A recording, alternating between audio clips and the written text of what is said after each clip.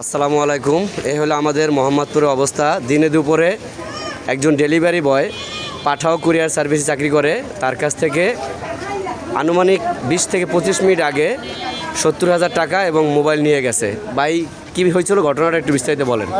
ওরা একটা parcel order করছে, অর্ডার করার পরে বললো যে আপনার 3 নম্বর রোডে মোড়ের সামনে এসে দাঁড়ান, আবার 2 মিনিট লাগবে আসতেছি। তো আমি এসে দাঁড়াইছি, 5 মিনিট হয়ে গেছে। পরে আবার ফোন দিলাম, বললাম যে ভাই তুই আছেন, আসতেছি ভাই 2 মিনিট দাঁড়ায় রয়েছি। আর দেখি ওনারা এদিকে একসাথে 10-12 জন ঢুকছে, দুইটা ডাইরেক্ট আমরা হামলা করছে বলতে 2 পকেটে 2 হাত দিছে আর চাপাটি বার করে আমার ধরছে, টাকা দেন মোবাইল দিয়ে। আমি দেই না দেখি আমার একটা বাড়ি দিয়েছে কোনো রকম। আমি এই জায়গা থেকে হালকা একটু সামনে যাই আর দোকানের ভিতরে কোনো রকম ঢুকছি।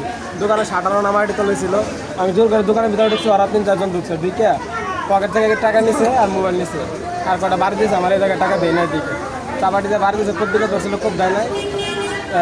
বাড়ি দিয়ে হয় ভিতরের দোকানে দিতে চাচ্ছে, আমি লয়ে গেছি। তারপর দোকানের লোকজন ছিল, আশেপাশের লোকজন ছিল, কেউ ধরে না আমার। সবাই আর কি যার মতো যায় সে ছুটে ধরা যাইতেছে।